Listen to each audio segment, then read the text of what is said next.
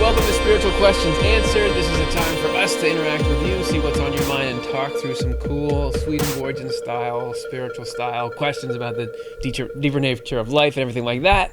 Who wouldn't want to do that? My name is Curtis Childs. I'll be your host through this. Don't be afraid. Just type in your questions in the YouTube chat room right now, and we will try our best to respond to those questions. I'm excited to have with me an excellent panel. This is Chelsea Odner, who's a writer and the production manager for Swedenborg Foundation. Next to her is Dr. Jonathan Rose, who does various things, among them being the series editor of the New Century Edition. Works of Emanuel Swedenborg, and you may be saying to yourself, there's always four. There's always four. They had four people in the thumbnail. Why isn't there four? Well, it's because our fourth is here in spirit. Well, actually, in technological form. Karin Childs, who's another writer for Swedenborg in Life, is here with us. Hi, Karin. Thanks for joining us.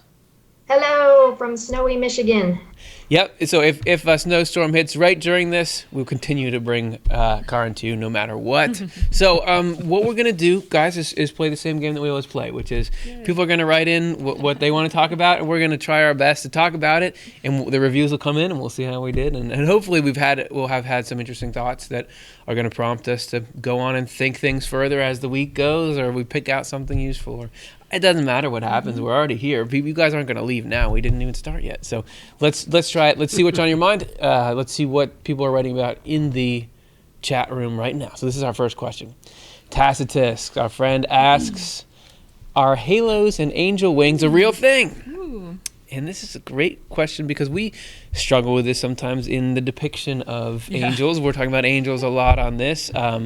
So, does Swedenborg mention these things? Is there a hard and fast code? You could never have an angel with a halo, never have it with a wing, or you could. What's the Swedenborgian take on these things that are so popular in pop culture depicting these kind of entities? Anyone have any thoughts? Yeah, Chelsea. Well, one thing that comes to mind is that we get it from the Bible, I guess, in a large part because there are like the cherubim and seraphim and these visions that prophets had and of these angelic beings that had wings, and right, and then the cherubim above the Ark of the Covenant, the wings came up and touched, and so clearly, I think there's a reason for that, and from a Swedenborgian angle, it comes into the whole idea of representations in heaven and in the spiritual world that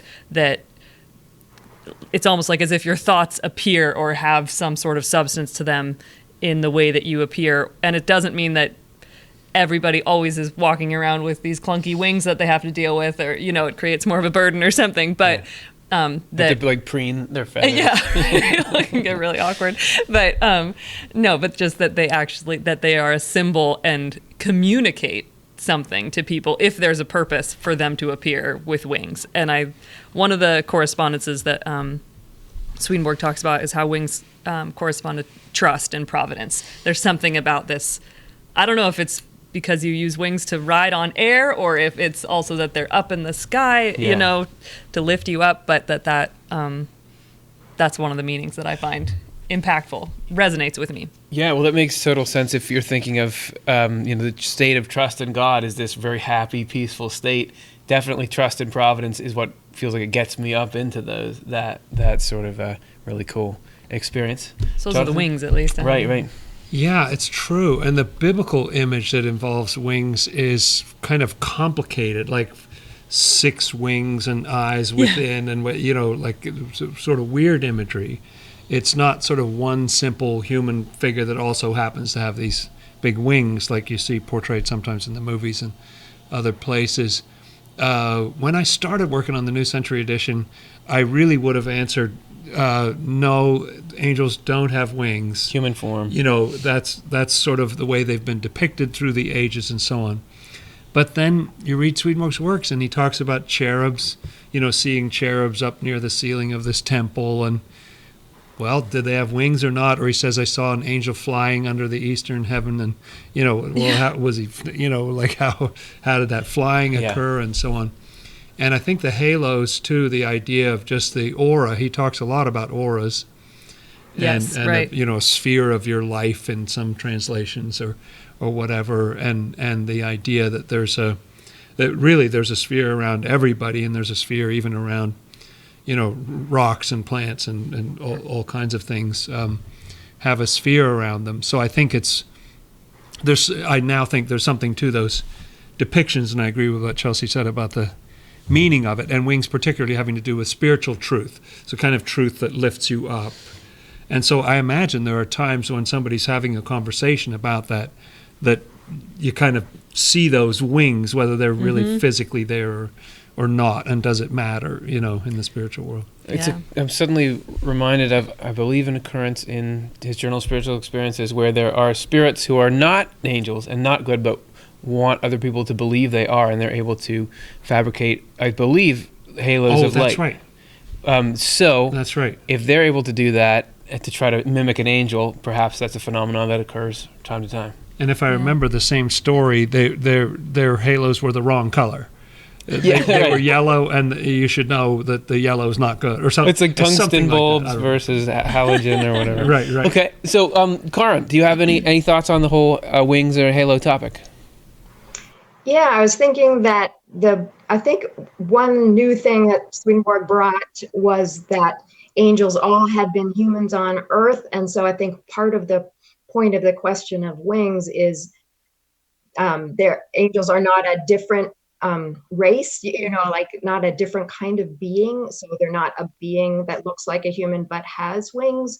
They were humans, and so the wings, like you say, they can appear as representations sometimes, and do obviously in near-death experiences and visions and things, but that they are not they're not a different kind of being. And it's interesting that in the Bible, those cherubim and seraphim, according to what I understand from Swedenborg, is that's a different thing. That is a representative being. The guardian beings is different than an angel in Swedenborg's understanding of it.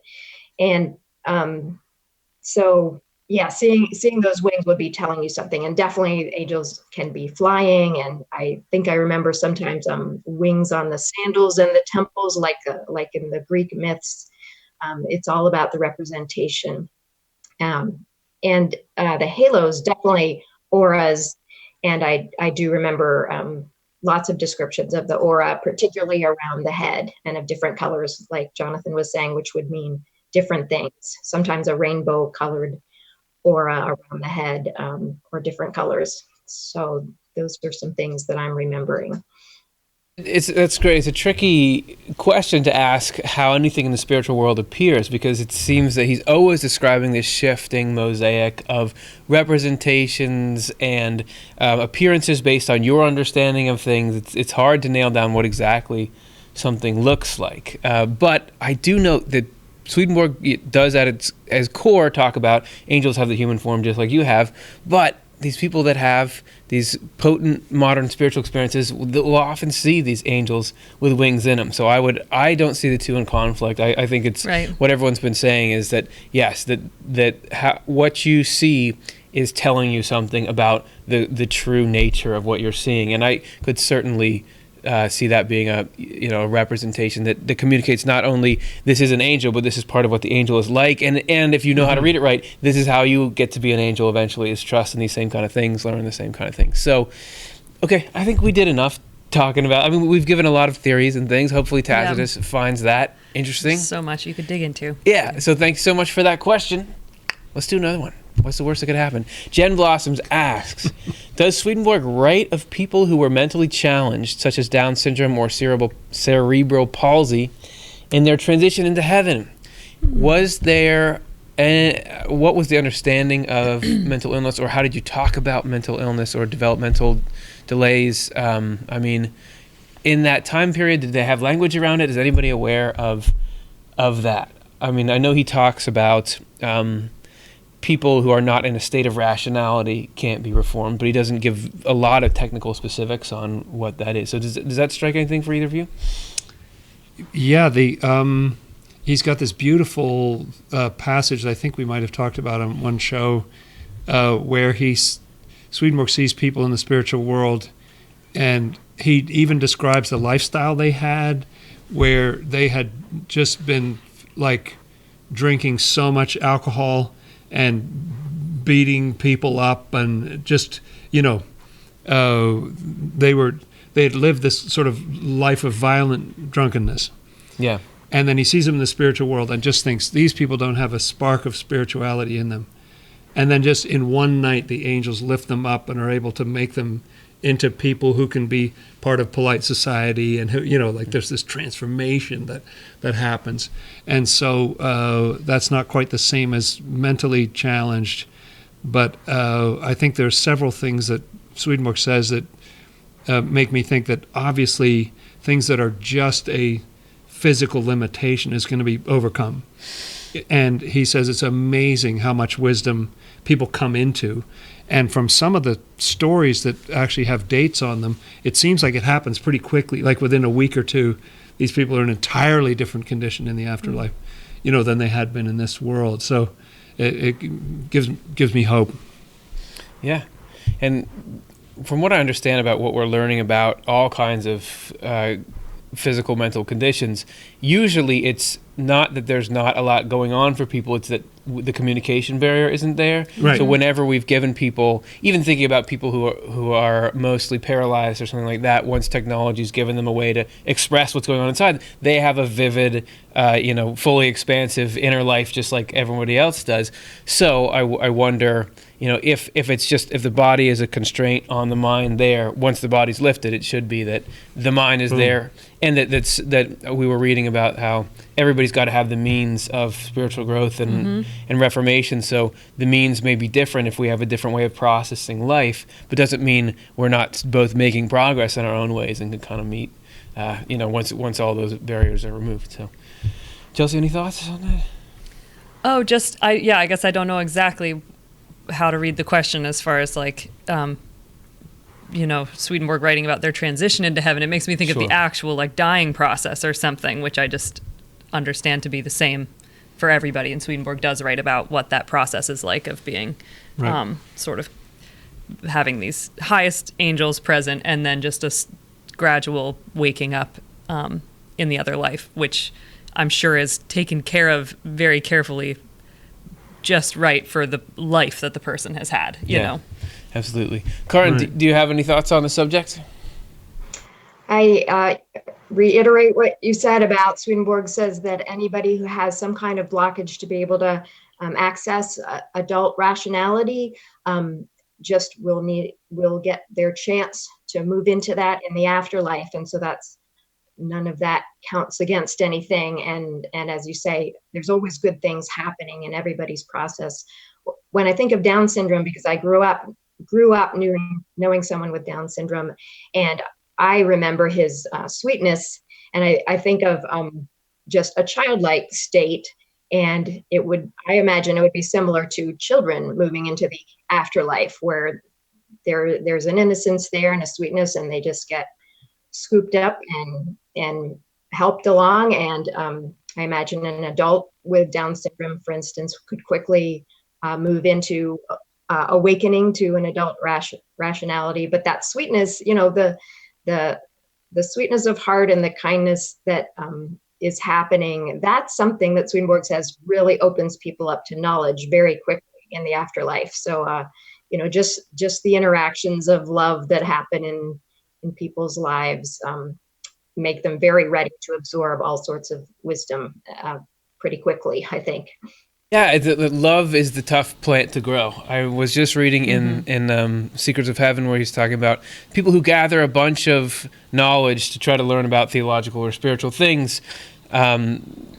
Those of us who are good people already have what they're trying to get to by all that. So if the hard lesson to learn in life is how to love and how to express positive emotion and interact. So and that sort of magnetizes all the knowledge afterwards. So I love that idea, Karin. Mm-hmm. Okay, great question. Let's see if we can't do any worse on the next one.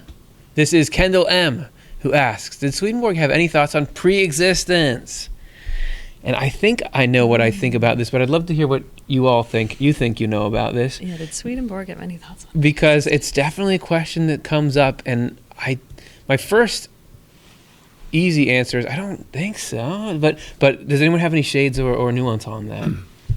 Oh, Go ahead. oh, just the one thought that is jumping into my mind is just that Swedenborg does write that it's all present to the Lord, like somehow understand, like all future and all past is all present to the Lord, and the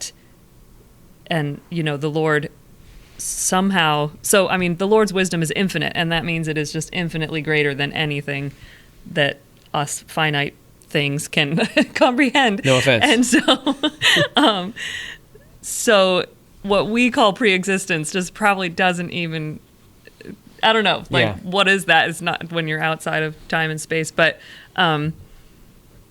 so anyway, that's just some rambling words on it. No, sure.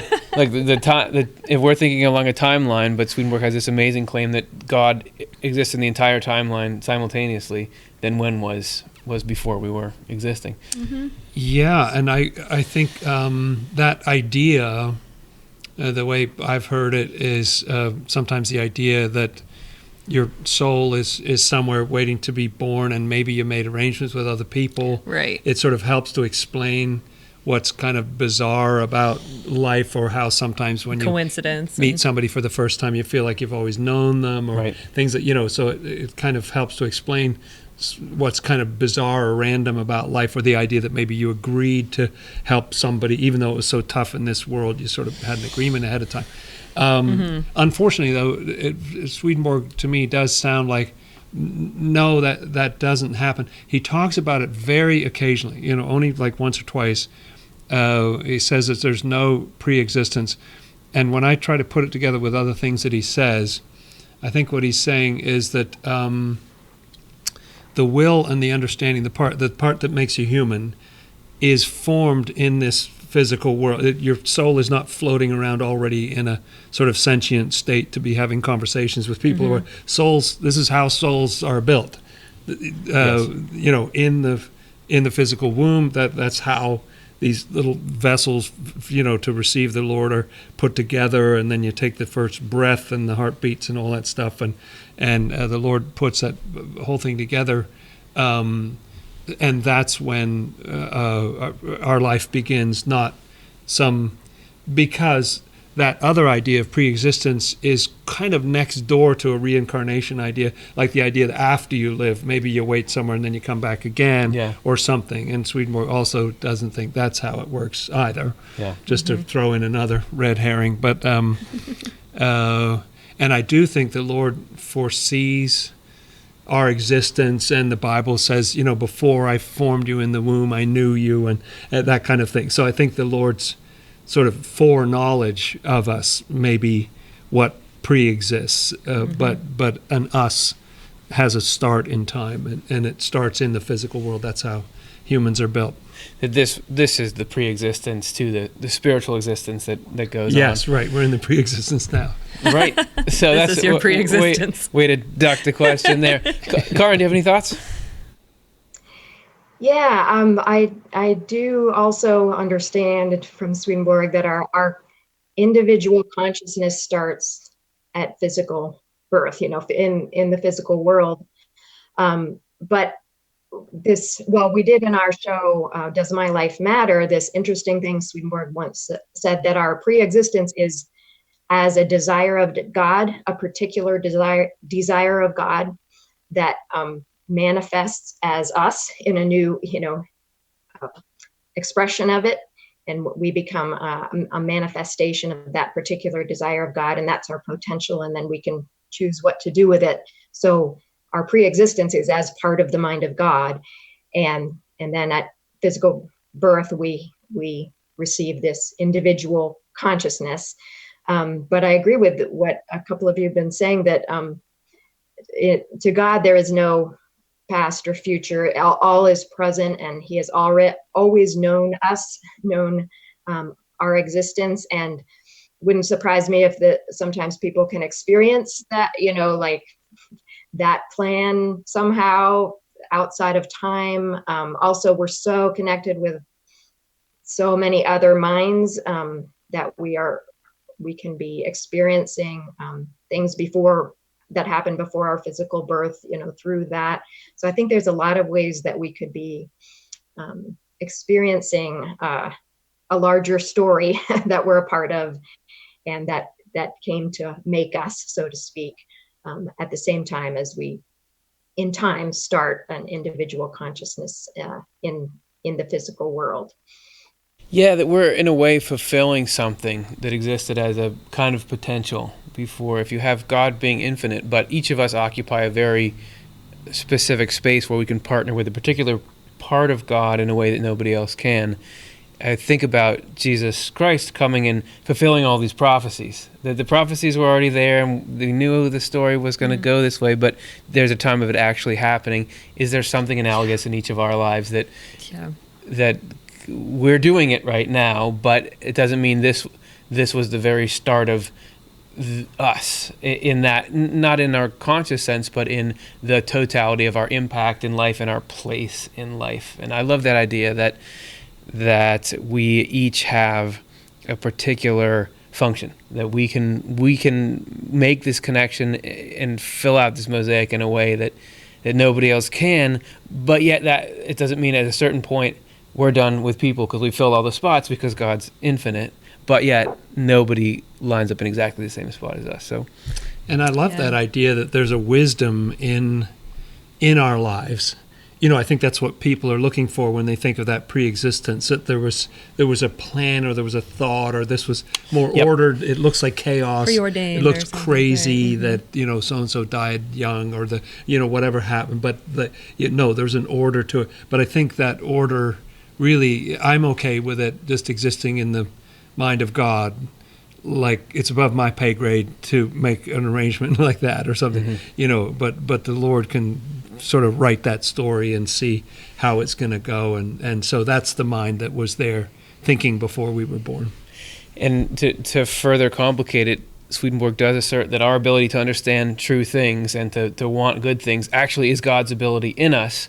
So if we're thinking that's the part of us that can really think well and feel well, that part of us could be making pre-life decisions because it's God. It doesn't mean that I could remember that in the same way. Yeah. So you, however we need to spin it to win the debate, we can do that. We've done it. Good. Okay. All right. Stop tapping on the desk. Okay. Let's take a look at our next question. Teresina Cabral asks, do spirits that are now living in heaven need to eat? Get to eat, some people would say. Some people would say need to eat. I feel like I've felt it both ways. There are times when I'm like, I would never want to give up something as fun as eating. There's other times when I'm trying to arrange like what diet is healthy for me and what's the most ethical way to eat, though I just feel like, wow, would I love to just drink water, and that's it. So what does Swedenborg have to say about that? I was going to say, let's kick it to Karin first, but for technical reasons, it's easier for us to do it this way first. So let's kick it to one of you guys first. Eeny, meeny, miny, Chelsea? Sure. This is easy being the host. No, you go first. I maybe took the first one last time. I'll be your rebuttal. Well, it's very interesting because Swedenborg definitely says that there's food in heaven and that people eat.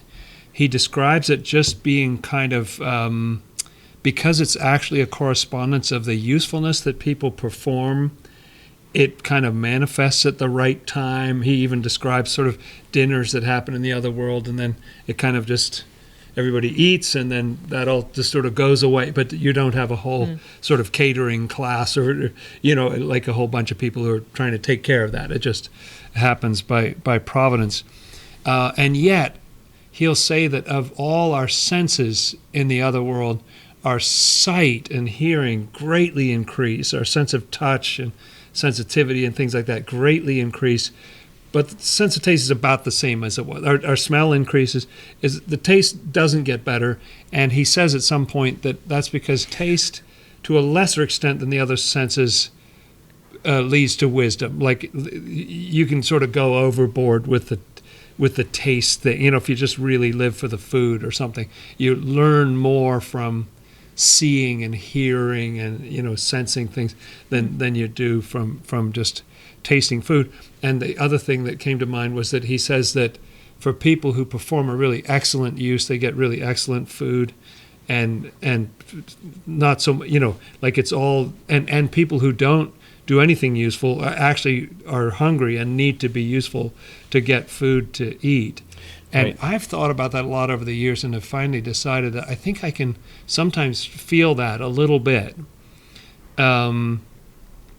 It's just a little delight, that you get, that seems to be according to the use of what you did. I think that's a little spiritual food, that little joy that you get after you accomplish something, or, Yeah. And sometimes when it's a bigger delight, I think, oh, maybe I was more useful. Like, that's better food. I got better spiritual food for doing that than I did for doing this other Like thing. you're feeling a little bit of that's happening spiritually for you, but right now. Yeah, I'm kind of drawing the line between just a feeling of joy or satisfaction or peace in myself and what he says about food, wondering, am I eating spiritual food right now? Is it, am I, and is the quality of how good this is according to the usefulness? Can I learn something about how useful it was, what I just did from that?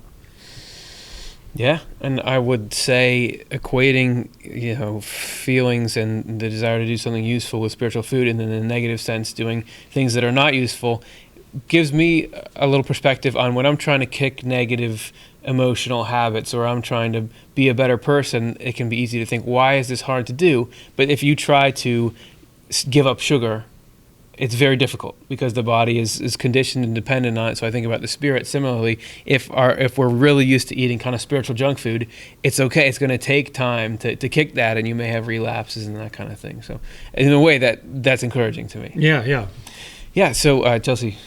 I guess just the only other thread of that whole idea, and I don't know exactly how it plays out in the spiritual world, but just that, like the prayer says, give us our daily bread, and like bread and water are just these, we need them to live. And Swedenborg describes, or bread is a symbol for that food that we need, and water and, is the hydration, and that those water corresponds to truth, and bread in many ways is love, and that so there's just in the way that we need that every day, we still need that in the spiritual world, Right. just like a daily diet of truth and love, and so there is that need to eat, but how that necessarily plays out in the physical, tangible things of the spiritual world, I'm not entirely sure. Yeah. Right. Karin, do you have any spiritual food related thoughts? Yeah, my impression is that in the spiritual world, that at least in the higher levels, you don't have to eat by putting things in your mouth all the time like we do on earth to just keep our bodies alive, because our spiritual bodies, heavenly bodies, are sustained by love and truth, and both from God, but also from, like, we had this show where we talked about angels are fed by when we on earth do good things and express goodness and love. That's also feeding them. So that's the sustenance. And definitely there, as the other panelists have been saying, definitely there are times that people do have meals and things. And sometimes it seems like it's for the wider use of some sort of celebration of something, or the communing with others that happens.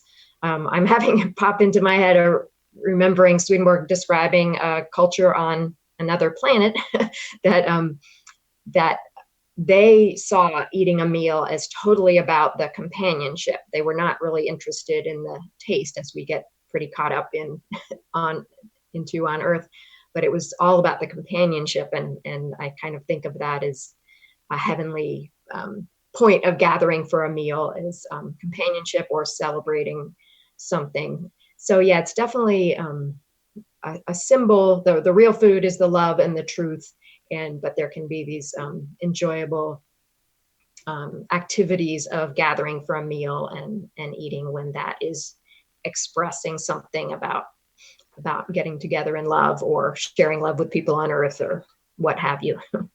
Yeah, I do think we experience something analogous to that. I look at the difference between depending on these sort of external pleasures versus them bolstering internal pleasures. So I think about, let's say I am feeling useful, like I feel like I did a good job on the panel show tonight or something like that. And let's say that I'm going out to eat after that. There's a very different feeling of when you already feel like something is going well, then your eating is just like, wow, this is a little extra something, versus things are not going well, I'm going to try to have this meal lift me up. Often it's a very heavy burden for it to bear. So it's, this isn't quite right, I'm not enjoying this. But when it's a supplemental pleasure, that can be the time when I get the highest sense of joy, because I'm like, things are already working well, and then just to think, and this is just a little bonus on this, something about that makes me feel like this is a little bit of heaven. To have that sort of moment to pause and reflect when you're thinking back on the useful things that were happening. So, and I think that Swedenborg says that knowledge, like nourishment for the mind, knowledge in particular, is a kind of spiritual food that angels love to eat every day. To learn more. They're just in that cycle of like, I want to learn something new, and that's nourishing to them. And I think that the way he says in how the way angels view things filters down into our language, and we don't even realize it, but the metaphors, like the mountain show that we did, and we talked about the metaphors, that don't people talk about, like if you hear a good talk or watch a good, some YouTube video show. clip on something, don't you say, well, that was a really satisfying meal, or that was like popcorn, but like I'm still starving afterwards, or I'm really gonna have to chew on that. I mean, I sort of see what you're saying, but I can't really, I'm not digesting everything you're saying. Right. We sort of use food metaphors for that, and I think that's because that's actually the way it is in the spiritual world. That's the food. Awesome.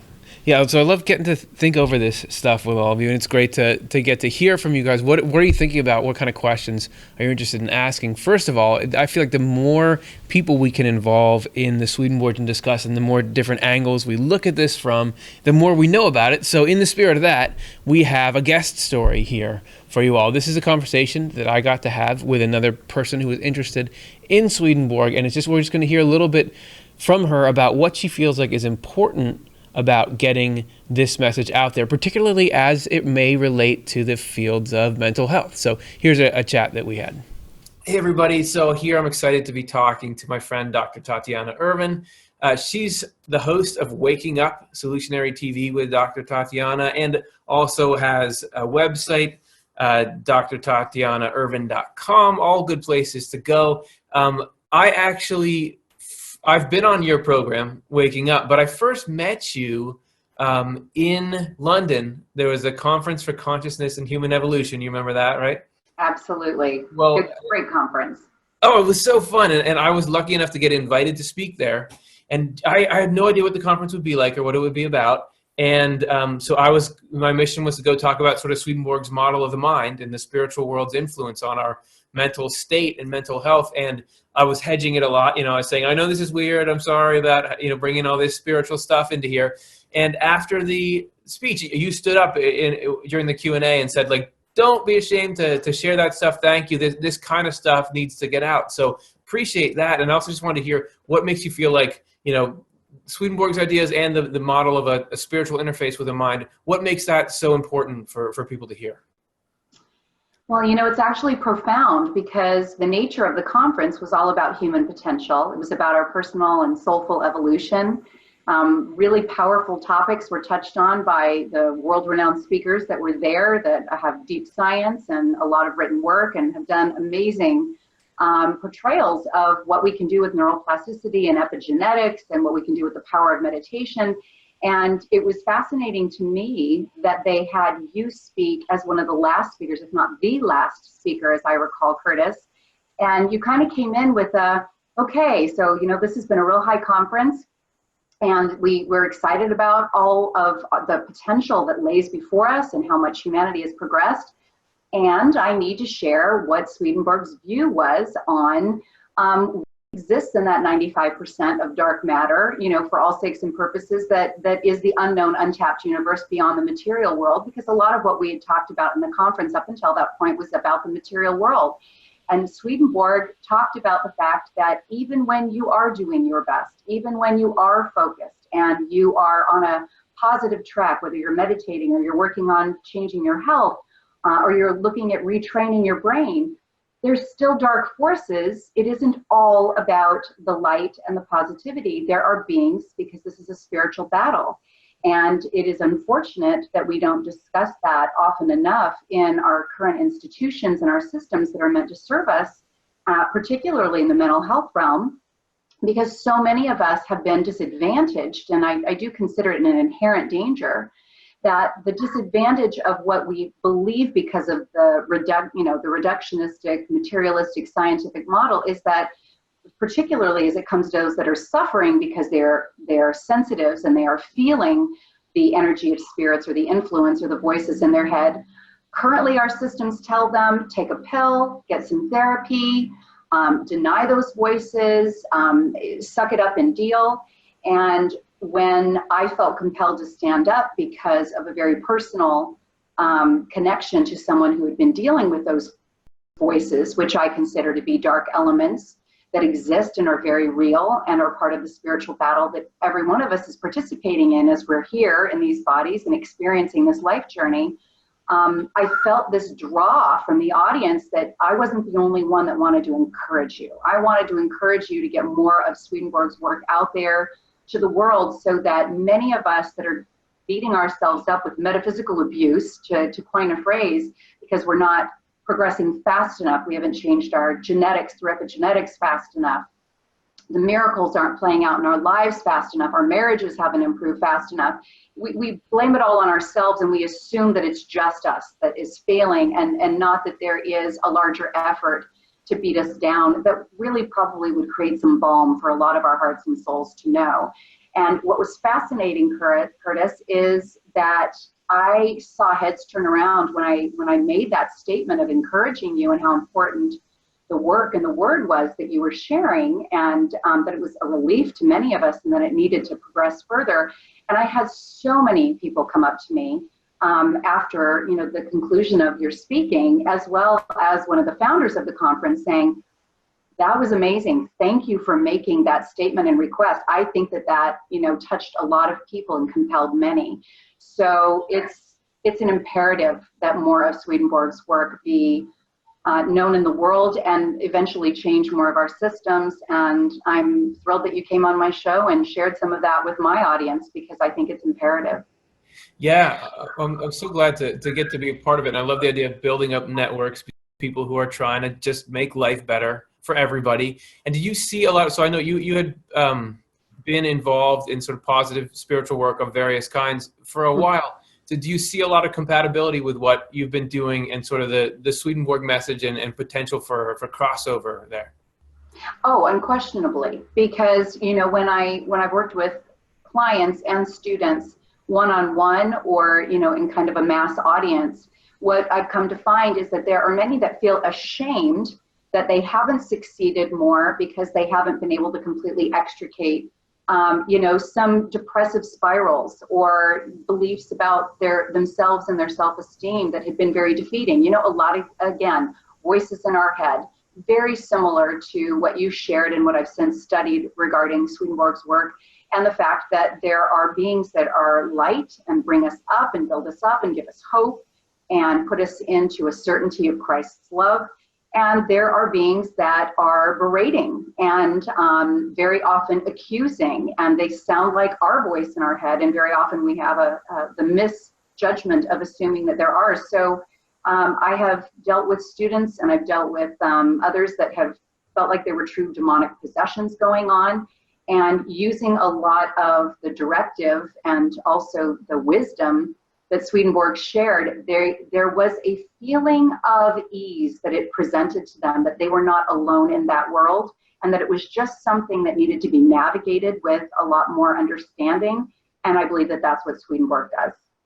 Yeah, and I definitely, in my limited experience, applying Swedenborg's and other spiritual ideas to my own consciousness and sharing tools with other people, it seems like, well, that's not going to be the one magic pill for everybody. To not have that as an option, to totally try to just ignore the potential that anything you're reporting is actually happening to you, seems to rob people of the chance at the kind of healing that's very hard to come from other places. So I do love the idea of, hey, let's get it so we can even have this conversation without everyone saying, what spirits, what are you talking about, Right, right. And I think the huge disadvantage in the West is the fact that, and when I say the West, I mean most of, the European Union, Great Britain, and certainly the United States and Australia, is that we don't have it built into our mental health scope or even into our wellness model that there are beings and that there are energies that exist beyond the veil that have to do with the body, mind, and spirit complex that is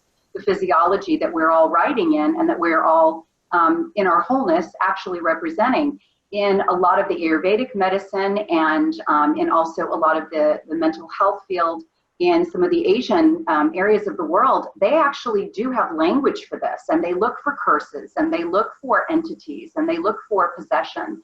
And it's a kindness, I think, that they offer the individuals that reside in those countries and are able to be treated as a more holistic model, a more whole being. And it's the West where we are dragging behind because we're just so arrogant for the most part in our materialistic worldview.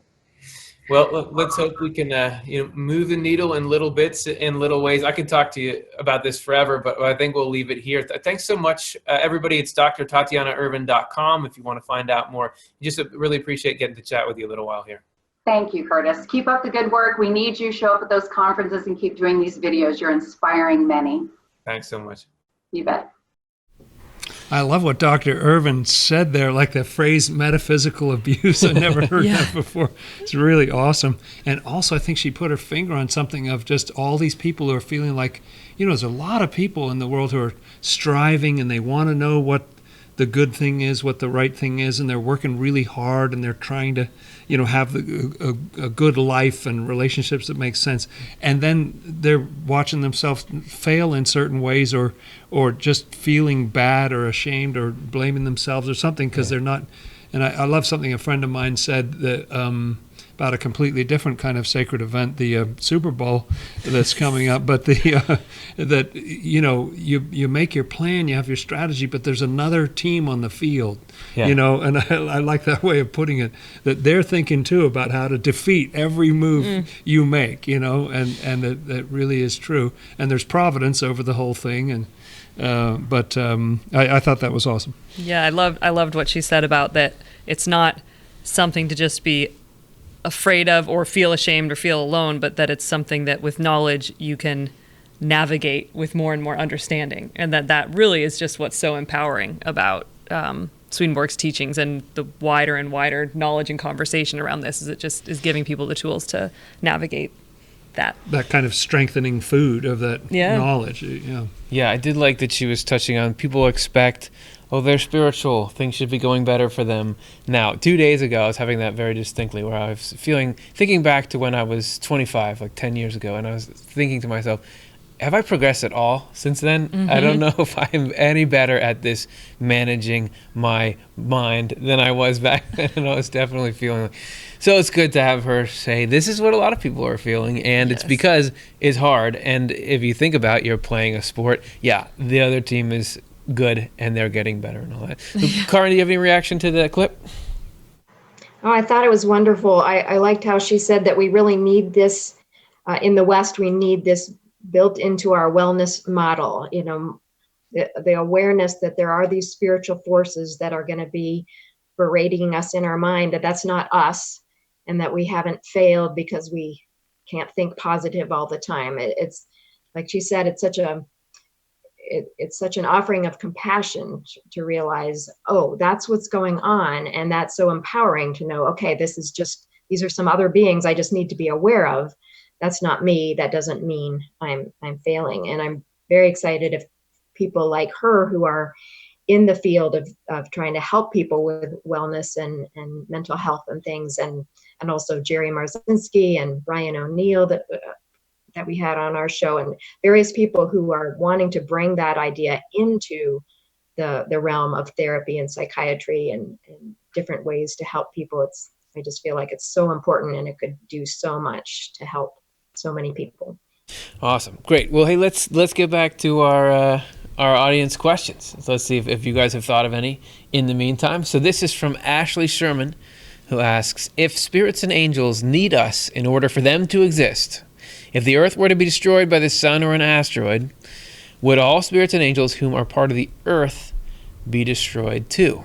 We did have a program that we referenced earlier in this program where we talked about this weird idea Swedenborg has, or it could be an inspiring idea, that we sometimes pray to angels and they help us, but that we provide some kind of foundation that allows for their existence.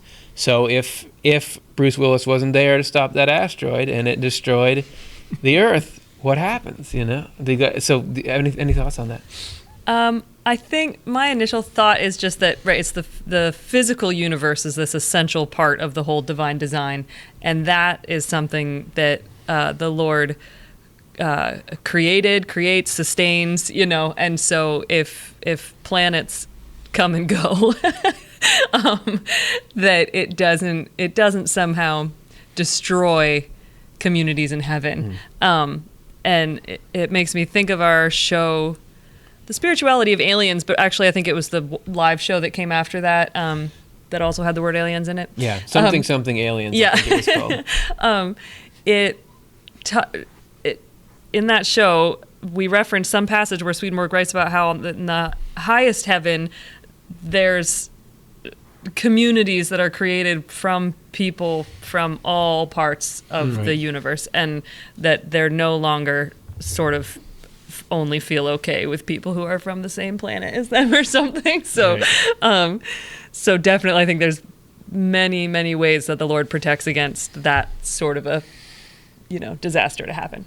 Seems and like what's go ahead. Bizarre is that Swedenborg actually point blank answers this question at one point.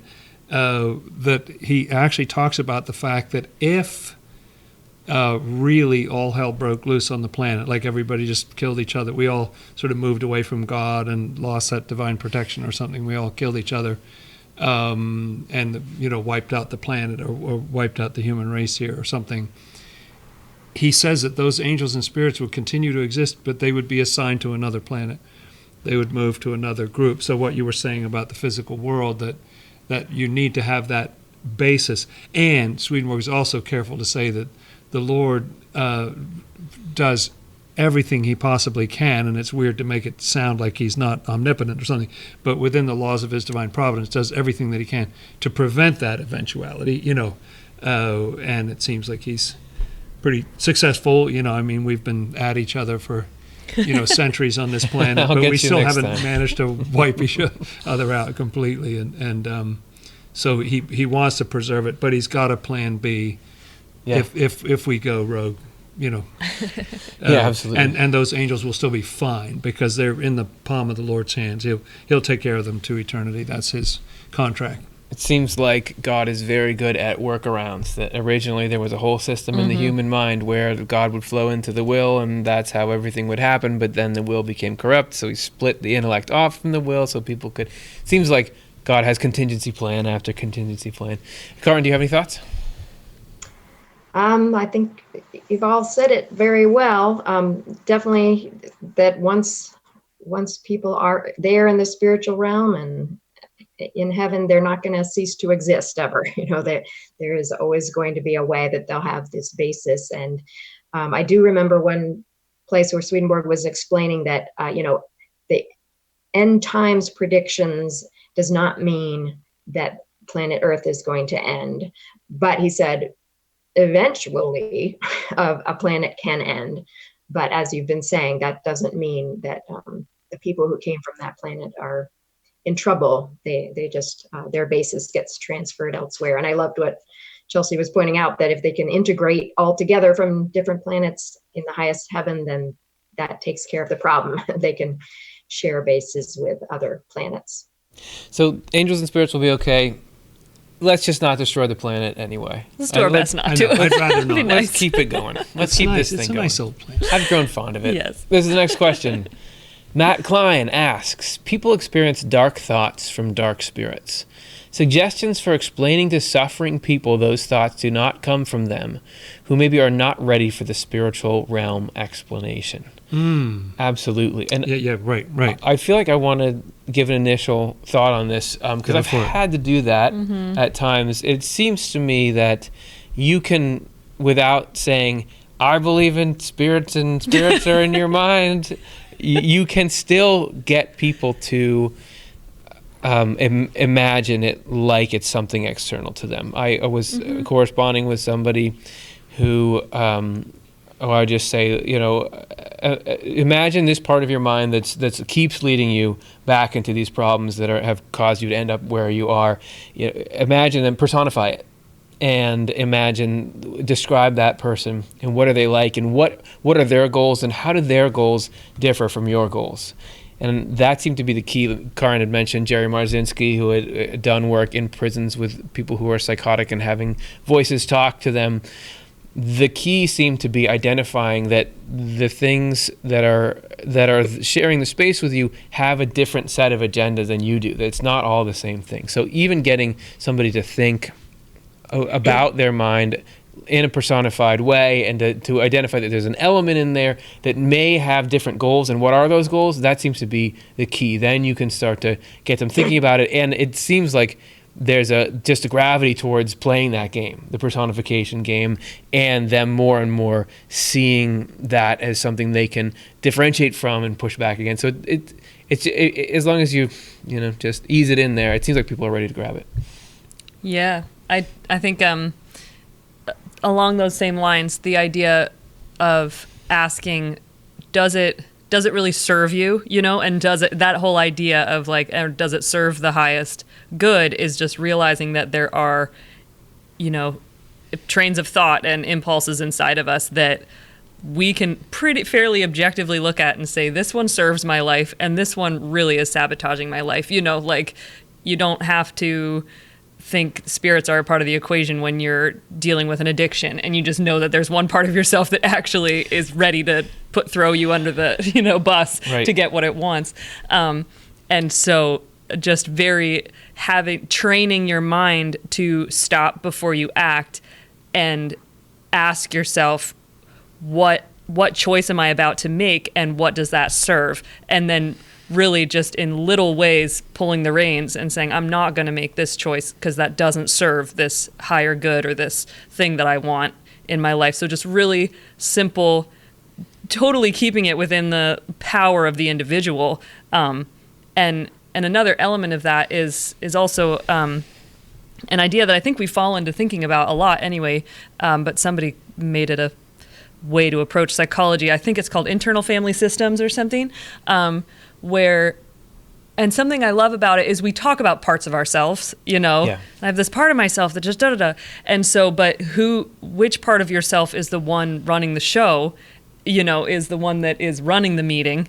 And then that part of yourself can be the one that you want to identify with most strongly, which has the most compassion, and the most understanding, and the greatest awareness and the willingness to listen, like you can try to connect into that part of yourself that can then listen to these other parts of yourself and give them the time, within a safe situation, especially if these dark thoughts are really wanting to, lose control or something like that.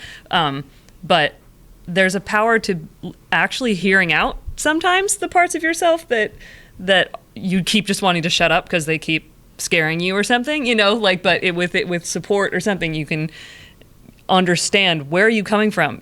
How old are you? What are you, what idea of life are you functioning on? And, actually that is not a very loving perspective. Here, let me offer you this instead, or, so you can actually do a lot within your own mind, thinking of these parts of yourself as a family that need to kind of work out how they're going to relate to each other.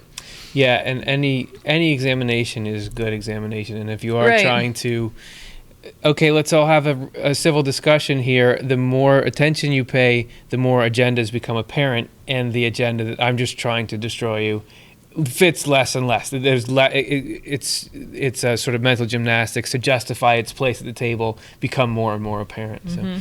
Yeah, it's funny. I had exactly the same thought about internal family systems. I did a little bit of study of family systems theory a few years ago, and which was just looking at, okay, you've got, the way, like sometimes there's sort of a black sheep or, the different roles that people play of who's close to the parents or who's far away. And then the idea more recently that can all be inside one person is, I think, a great way to approach it without having to get into spirits or woo-woo stuff about the afterlife or whatever that might be difficult for people to go through. The other thing, like you did a video years ago, Curtis, about head bullies. Yeah. I don't remember what the title was, but it got into head bullies. Head bullies. that was the first part of the title. Yeah, good. Head bullies. I think that's great. And you asked the question in there, like, that just hit me so hard in a good way of, like, why would my own thoughts tear me down? Why would my own thinking process be critical of me or trying to stop me from doing good things, or just say, no, you'll never add up. Don't go back to school. You're stupid, or something. Like, why would your own thinking? What does it have to gain? What do I have to gain by thinking that thought? That seems to tear me down, and so it does kind of objectify it. And just another little point from family systems theory was that some people who've practiced this will say that if you can get to the point where you can voice, often if you're in the therapist role and the other person is saying, well, I don't know, I'm nervous about so-and-so, and you're saying, oh, no, you're good, you're smart, you can do this, and then they resist you and they say, no, I'll probably, and if you can actually take on their negative voice, if you can voice, yeah, well, it's probably true, you'll probably fail. I mean, you'll go into debt. It'll be awful and embarrassing, and you'd be better off just not. And then they say, well, no, I could probably get through it, and the energy switches around the other way.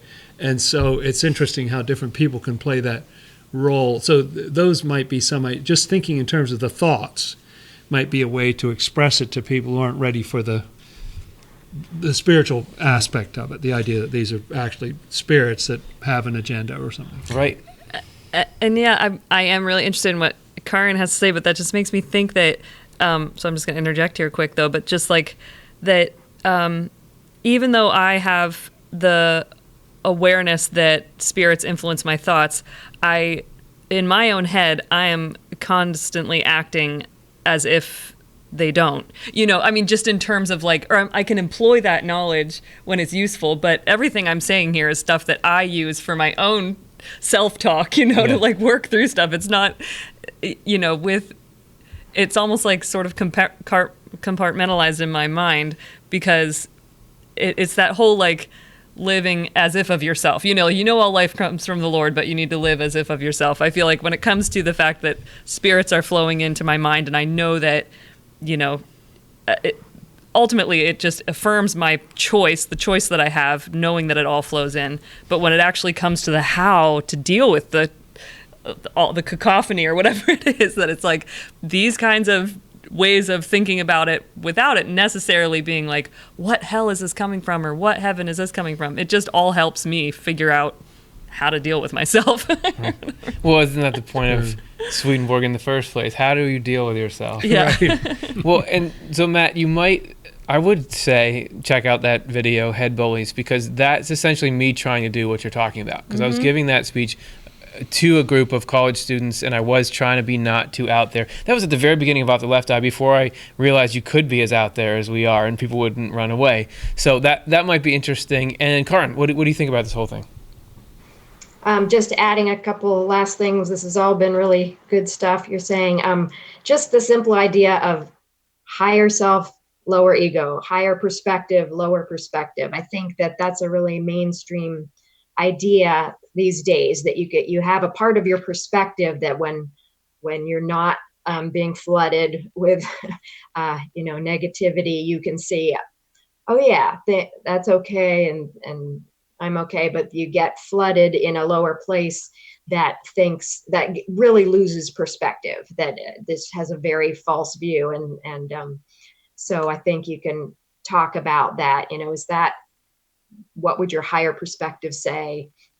And maybe you can think of somebody who really, really loves you. What would they say about that if you're having beat yourself up kind of thoughts?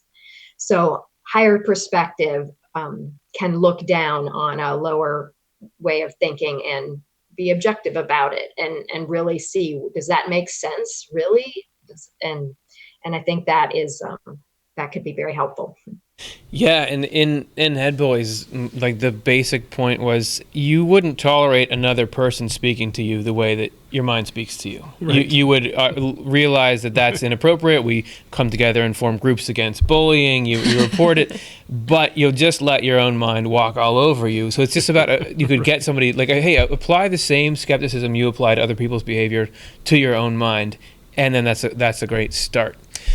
So apparently someone's come in here and bumped our clock forward like 15 minutes, because I thought we had a lot more time, but it's the end of the hour here. So thank you so much, everyone, for giving us those awesome. We were in the spiritual world. We were for a little while. You all came with us. Hopefully that still registers on the server of this video that we streamed during that time. I want to say thanks to all of you for making the panel so awesome. Karin, thanks so much for Skyping in from the middle of the snowstorm. Thank you. It was fun. All right. And so everybody, if you had any fun, I forgot to do this at the beginning of the show, but like and subscribe. That's really nice for us. It helps us in a myriad ways. And if you're already subscribed, click the bell so you get those notifications, because then you'll know when something else cool is coming out. And if you'd like to make this kind of programming possible, let's consider joining us on Patreon. Do you guys want, Chelsea, what's Patreon? Patreon is a sort of crowdfunding kind of a thing, where people can become a patron, where you just have it hooked up, so you're giving a certain amount every month.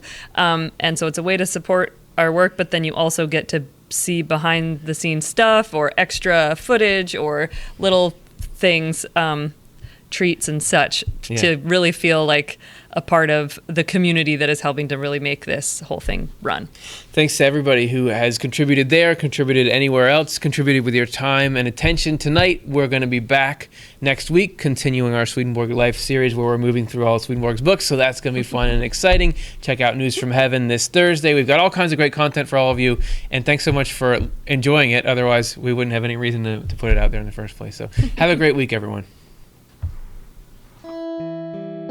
Swedenborg and Life Live is Curtis Childs, host and showrunner, with co-host Jonathan Rose. Live stream tech and graphics by Stuart Farmer and Matthew Childs. Show writing and chat moderation by Karin Childs and Chelsea Odner.